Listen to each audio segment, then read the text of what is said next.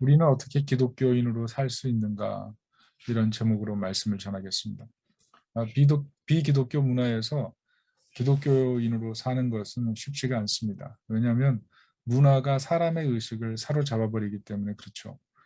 브라질에서 어떤 학생이 글을 좀 썼습니다. 그 글 내용이 뭐냐면 자기 어머니가 브라질 대통령을 너무 좋아한다는 거예요. 그런데 이 브라질 대통령이 지금 엄청난 파시스트로 욕을 먹고 있거든요. 그리고 코로나 백신 반대론자라서 인기가 바닥입니다. 왜냐하면 브라질 인구 중에 코로나로 지금 죽은 사람이 50만 명 이상이거든요. 그래서 국가 경제 위기예요.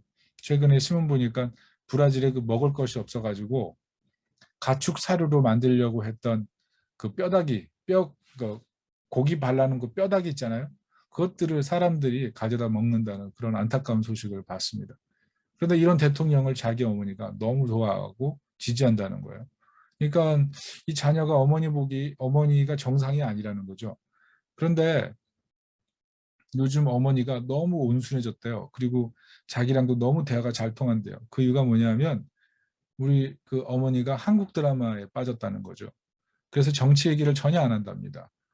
뭐 여러 가지 한국에서 재밌게 보는 드라마를 거기서도 열심히 보더라고요. 알아보니까 브라질이 한국 드라마 세계 소비율 3위더라고요. 문화가 사람의 의식을 사로잡아서 그 사람의 정치 열정도 바꿔놓는다는 거죠. 여러분, 우리나라 기독교인들이 오해하는 것 중 하나가 우리나라가 기독교 국가라고 생각하는 거죠. 기독교인이 많아졌을 뿐이지 사실은 기독교 국가는 아니죠. 아직 선교지죠. 아시다시피 전 세계적으로 기독교는 감소하고 있고 회교가 급속히 성장하고 있죠. 그만큼 기독교 문화가 위기 속에 있는 거예요. 우리에게 선교사를 많이 파송했던 미국 같은 경우에는 이번 코로나 때문에 많은 목회자들이 목회를 그만뒀다 그러잖아요. 목회 상황이 그만큼 어려워진 거죠. 이번 코로나로 인해서 한국교회도 타격을 많이 받은 것 같습니다. 왜냐하면 비기독교 문화 속에서 기독교인으로 드러내놓고 영광스럽게 산다는 거, 이게 쉽지가 않다는 거죠. 비기독교 문화에서 기독교인들이 신앙 정체성 잘 지켜야 됩니다. 2018년 통계에 보니까 만 15세부터 39세 사람들을 대상으로 해서 행복한 삶이 무엇입니까? 물어봤어요. 여러분 뭐라고 대답했을까요? 1위가 경제력입니다. 2위가 화목한 가정이에요. 3위가 건강, 4위가 자아 성취, 그리고 5위가 긍정적 태도, 6위가 꿈, 목표, 7위가 직업 직장, 그리고 8위가 친구 대인관계. 자, 종교 생활은 어디 있을까요? 예, 마지막 9위예요. 그런데 몇 프로인지 아십니까? 0.7%예요. 0.7%. 행복한 삶에서 종교가 가지는 의미가 매우 미미하다. 이 결론이었습니다. 여러분, 우리 신앙생활에서 정말 우리 신앙생활이 우리 행복에 미치는 영향력은 몇 프로입니까? 여러분, 우리는 비기독교 문화 속에서 삽니다. 어떻게 하면 우리에게 더 우선적으로 보이는 많은 사회 속에서 우리가 가진 이 신앙 때문에 행복한 그리스도인으로 살 수 있을까요? 세 가지로 살펴봅니다. 먼저 기독교 문화는 상황화되어야 한다는 거예요. 2011년 기독교 인구가 약 880만이었는데 현재 700만입니다. 엄청난 감소세죠. 특별히 신학교 이번 통계를 보니까 대부분 미달 사채가 벌어졌고 경쟁률도 특정 대학 빼고는 바닥을 치고 있더라고요. 왜냐하면 기독교 신앙이 문화 속에서 침투하고 있지 못하고 도리어 역전되었기 때문에 그래요. 근데 오늘 에스더가 도전하는 것이 무엇이냐면 비신앙적 문화권에서 신앙으로 대역전시켜버렸다는 거죠. 불임절이라는 새로운 문화까지 만들어내버렸어요. 26절 그 불임이 나오는데 이게 아카디아로 제비뽑기를 뜻하는 푸르에서 나온 히브리어입니다. 푸르를 히브리어로 표현하니까 부르가 된 거예요. 근데 복수형이 붙어서 부림이 된 겁니다. 중요한 것은 이들이 하나님이 도우신 이 기념비적 사건을 역사에 남기기 위해서 백성들에게 교육하고 있다는 뜻이죠. 문화화하고 있다는 거예요. 삶에 내재화하고 있다는 거죠. 하나님의 살아계심을 민족적으로 경험하도록 제시하고 있다는 겁니다. 20절, 21절을 보세요. 거기 보면 모르드게가 이 일을 기록하고 페르시아 전국 127도의 유다인들에게 글을 보내죠. 그 규례를 세웁니다. 아달월 14일과 15일은 쉬어라. 하나님을 기념해라. 29절을 보면 에스더와 모르드게가 힘을 합해서 두 번째 편지를 또 보내죠. 기념일을 지켜야 된다. 왜냐하면 은혜를 기억하라는 거죠. 그게 유대인의 문화고 하나님께서 하신 일에 대한 감사의 표현이었어요. 여러분, 이 유대 문화에서 굉장히 중요한 게 하나님을 기념하는 겁니다. 그런데 이것은 하나님의 명령이었어요. 신명기에 반복되는 단어도 remember거든요. 기억하라, 잊지 말라.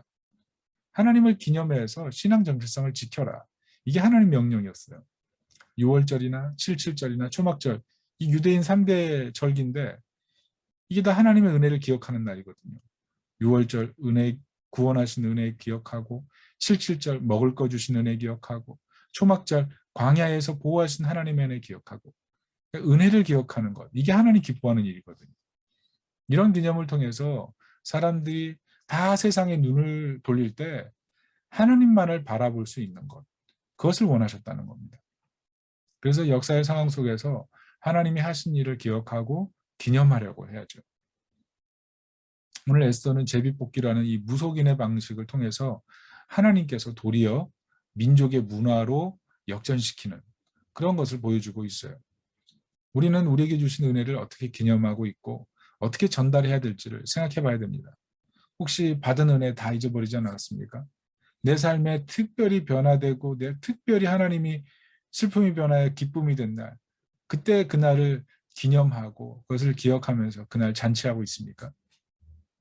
오늘 22절 말씀처럼 기념해서 내 삶에 늘 은혜가 되도록 살아있게 만들고 있나요? 내 삶에 하나님의 은혜를 기억해서 상황화하는 사람들로 하여금 저 사람은 왜 저렇게 기쁘지? 저 사람은 뭐가 저렇게 행복하지? 이것을 궁금하게 하는 그런 하나님의 사람이 되어야 될 줄로 믿습니다. 두 번째는 공동체를 떠난 기독교는 없다는 것이죠. 기독교인이 존재할 때 공동체에 선한 영향력을 미치라는 겁니다. 오늘 22절을 보시면 유다인들이 대적에게서 벗어나서 평안함을 얻은 날을 기념해서 몇 가지 행위를 합니다. 첫 번째가 잔치 베푸는 거고요. 두 번째가 예물을 교환하는 거고요. 세 번째, 가난한 자를 구제하는 겁니다. 다시 말해서 서로를 행복하게 해주는 거죠. 그래서 불임절은 유대인이 있음으로 인해서 그 공동체가 행복하게 되는 날이었습니다. 그냥 구원이 기뻐서 자기네들만 기뻐하는 게 아니라 그들이 서로를 즐거워하고 서로를 행복해하고 공동체 안에 선한 영향력을 미쳤다는 거죠. 그 사람의 지위가 높던 낮던 가졌던 안 가졌던 친하던 안 친하던 공동체에 하나님 나라 세우는 것. 그게 유대인 문화였다는 거죠. 그게 에스더와 모르드게가 꿈꿨던 것입니다. 이것은 오늘날 교회가 세상 속에서 하나님 나라 공동체의 문화를 만들 것을 도전하고 있습니다. 스캇 맥나이트가 목회자 바울이라는 책을 썼는데요. 그 책에 보면 목사는 교회 안에서 그리스도를 닮은 문화를 만드는 사람이다 이렇게 얘기했어요. 그래서 목사가 교회를 예수님 닮게 하고 신자가 예수님 닮게 해야 된다. 그래서 문화 변혁을 시도하는 것. 이게 목사가 해야 될 중요한 사역이다 이렇게 얘기를 했어요. 계속 얘기하고 있지만 존 M.G. 바클레이라는 분이 있어요. 이분이 동일한 얘기를 했어요. 성도는 문화 변혁적이어야 된다. 개인 구원으로 끝나지 말고 사회적 책임을 가져야 된다. 스캇 맥나이트는 그리스도를 닮은 문화를 7가지를 얘기합니다. 우정의 문화, 형제자매의 문화, 관용의 문화, 이야기꾼의 문화, 증언의 문화, 세상 전복의 문화, 지혜의 문화. 이렇게 세상 문화를 그리스도의 문화로 전복시키는 것. 이것이 그리스도를 닮은 사람들이 해야 될 일이라는 거죠. 우리가 정말 예수님 믿는다면 예수님께서 세상 속에 하셨던 일들을 통해서 세상을 변화시켜야 된다는 거죠. 그리스도가 하셨던 일, 그 삶과 죽음과 부활과 승천을 통해서 우리 교회가 형성됐는데 우리가 정말 교인이라고 하면 그 영광스러운 모습을 세상 속에 드러내야 된다는 거죠. 자, 우리의 문제는 뭡니까? 늘 현실 문제 때문에 너무 실용적으로, 현실적으로 살려고만 하는 거죠.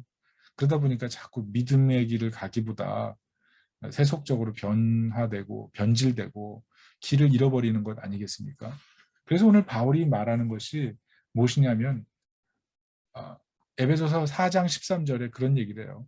우리가 다 하나님의 아들을 믿는 것과 아는 일에 하나가 되어 온전한 사람을 이루어 그리스도의 장성한 분량이 충만한 데까지 이르리니, 그리스도를 닮는 것, 그리스도의 사역에 참여하는 것, 문화를 변화시키는 것, 그게 우리가 할 일이라는 거죠. 그래서 스캇 맥나이트는 이런 말이었어요. 크리스토 포머티, 이런 얘기를 했어요. 그리스도로 폼이 나야 된다는 거죠. 그리스도로 폼이 완성돼야 된다는 거예요. 딱 보고 사람들이 아, 당신은 그리스도인 같군요. 당신의 폼을 보니까 그리스도인 같군요. 이런 얘기를 해야죠. 그런 얘기를 들어야 되지 않겠습니까? 그래서 결국 문화 변혁은 교회가 지향할 목표고 우리가 지향할 목표라는 겁니다. 오늘 22절에 잔치의 삶은 뭘까요? 행복을 전달하는 거죠.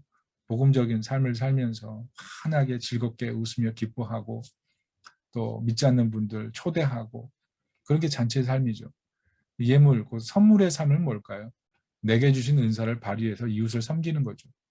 반찬 만드는 힘이 있으면 반찬 전달하고 만들어서 전달하고 건강이 좋다면 힘으로 봉사하고 지혜가 있다면 자신만의 그 독특한 지혜를 가지고 섬길 일들 찾아봐야죠.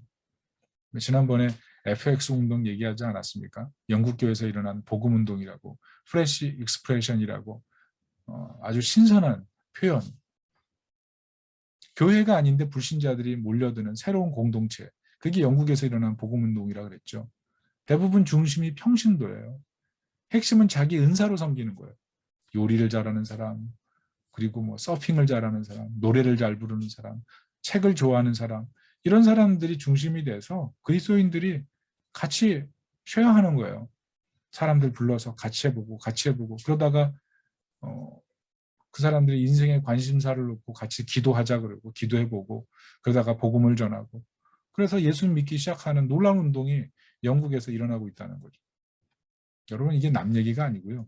우리가 충분히 할 수 있는 일이죠. 세 번째는 구제의 삶, 긍휼을 베푸는 것. 만약 우리가 이런 일들을 정말 예수님 믿고 나서 일상 속에서 실행했다면 어떤 일이 일어났겠습니까? 변화가 일어나지 않았을까요? 가정에도, 직장에도, 교회에도, 목장에도 그리스도를 닮은 무엇인가가 드러나지 않았을까요? 여러분 혹시 마음속에 내가 소속된 곳에서 무기력한 모습으로 있지는 않습니까? 기존 교회에 대한 실망한 마음, 교회에 대한 무기력함, 혹시 이탈 충동 이런 건 있지는 않습니까? 내가 지금 이 공동체에서 선한 영향력을 발휘하려고 하는 그런 마음은 있습니까? 혹시 신앙 없이 사는 삶에 대해서 전혀 불편함을 느끼지 못하고 있지는 않습니까? 믿지 않는 사람들이 주변에서 기독교를 혐오하고 교회에 대해서 무심해질 때 우리가 같이 아무도 내색도 하지 않고 있지는 않습니까? 여러분 신앙에 공짜 회복은 없어요. 은혜를 주셨을 때 그 은혜를 담고자 해서 갈증을 내서 나아갈 때 변화가 있죠. 그래서 크리스토 포머티입니다. 그리스도로 옷 입어야 되고요. 그리스도로 폼이 완성되는 것. 그럴 때 변화가 있는 거죠. 내가 소속된 곳에서 나는 얼마나 문화 변혁을 일으키고 있는가. 내 은사를 사용하고 있는가. 누군가를 초대하고 있는가. 누군가를 돕고 있는가. 굉장히 중요한 문제입니다. 마지막 세 번째는 현실에 뿌리 박은 영성입니다. 유진 피터슨 얘기죠. 삶 속에서 영성이 나와야 됩니다. 성도가 교회 다닐 때 그냥 썬데이 크리스찬이 아니라 에브리데이 크리스찬이 돼야 되죠. 그럼 우리가 다윗을 좋아하는 이유가 무엇이냐면 에브리데이 크리스찬이었던 거죠. 전생애가 하나님과의 대면 아니었습니까? 특별히 그 신앙의 특징은 능동성이었어요. 뭐 누가 뭐 해라 해서 뭐 억지로 수동적으로 끌려서 한 게 아니고 하나님의 큰 영광을 보고 이제는 하나님께 영광 돌리기 위해서 그 은혜를 기뻐하면서 능동적으로 살아갔다는 거죠. 오늘 에스더 25절을 보면 에스더는 원래 어떤 사람입니까? 왕 앞에 나가고 그런 게 원래는 수동적이었잖아요. 모르드게가 너만 홀로 화를 피할 것 같으냐 이렇게 경고하니까 그 도전 앞에서 에스더가 수동적으로 반응했지만 결국은 어때요? 나중에는 능동적으로 바뀌죠. 죽음은 죽으리다. 그리고 왕 앞에 나가지 않습니까? 그래서 에스더는요. 용사로 바뀌어요. 왕비가 아니라 다소곳한 여인이 아니라 피땀 흘려 겟세마네에서 기도하신 그리스도의 모습이 있고요. 그냥 아름다운 여성이 아니라 3일을 금식하면서 수척해지면서 죽음의 시간을 보내면서 결국 3일 동안 죽음 가운데 계셔서 부활하신 그리스도의 모습을 보여줘요. 백성을 위해서 목숨을 버리는 십자가의 예수님이 사실은 에스더인 거죠. 우리는 에스더가 왕궁에서 편안히 있는 것으로 만족하지 않았다는 것을 우리가 기억해야 됩니다. 에스더는 오실 그리스도처럼 그렇게 현실에 뿌리박은 영성을 가지고 불임절을 낳은 위대한 여인이 된 거죠. 그래서 신앙은 허공에 있는 게 아니라 우리 현실 속에서 나타나야 됩니다. 지식이 많다고 변화되는 게 아니라 결국 현실에 얼마나 내가 뿌리박은 믿음을 갖고 있는가. 흥미로운 통계를 봤어요. 1995년 통계였는데요. 굉장히 오래된 통계지만 제가 얘기하고 싶은 게 있어요. 그때는 전 국민의 그 19.7%가 개신교인이라는 통계가 있어요. 그때는 도시 지역의 복음화율이 훨씬 높았고 또 수도권과 호남권의 복음화율도 높았어요. 그리고 지식층이 복음화율이 높았어요. 그리고 오늘날도 똑같지만 불교 영향권이 강한 영남권이나 제주도는 복음화율이 낮았습니다. 근데 그 통계에서 유독 인상 깊었던 게 뭐냐면 복음의 불모지 같고 복음이 잘 안 들어가는 그런 특정 지역이 있지만 그 특정 지역을 변화시키는 그 결과들이 나타난 데는 딱 한 가지 이유가 있다는 거예요. 복음화가 안 되는 지역에 복음화율이 높아지게 만드는 특정 지역, 특정 목회자의 헌신의 결과. 결국 아무리 복음이 들어가기 힘든 곳이라고 해도 한 명의 현실에 뿌리박은 영성을 가진 사람이 있으면 복음 문화가 세워진다는 거죠. 다윗처럼 하나님과 대면이 있고 에스더처럼 죽으면 죽으리다 하고 자기를 죽이면서 현실에 자신의 신앙을 분명히 드러내면 문화 변혁이 있다는 거죠. 혹시 나는 능동적인 사람입니까? 수동적인 사람입니까? 누군가 엄청난 자극을 주었을 때만 순종을 하려고 하는 사람입니까? 아니면 믿음을 숨기려 하는 그런 사람은 아닙니까? 바른 길 가려고 바른 길 갈 수 있도록 사람들에게 얘기하는 사람입니까? 아니면 그냥 주일날 와서 예배만 드리는 것으로 만족하는 신앙입니까?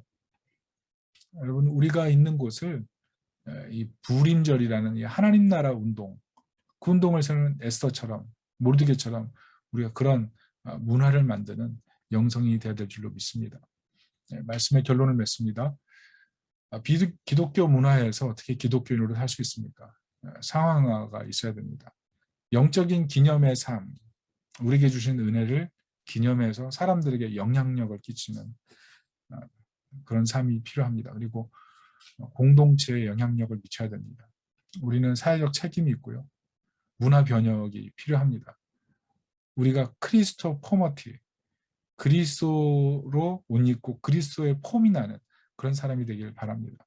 마지막으로는 현실에 뿌리박은 영성이 필요하죠. 에스더처럼 기도하고 행동할 때 변화가 일어나지 않겠습니까? 하나님, 제가 수동적인 사람이 아니라 능동적인 신앙생활을 하게 해주세요. 제 삶이 그냥 누군가 시켜서 억지로 할 수밖에 없는 그런 수동적인 그런 모습이 있을지라도 이제는 좀 더 행함으로 복음을 문화화시킬 수 있는 그런 제가 되게 해주세요. 그런 하나님 백성이 될 수 있기를 기도하면서 나가기를 예수님의 이름으로 축복합니다. 아멘.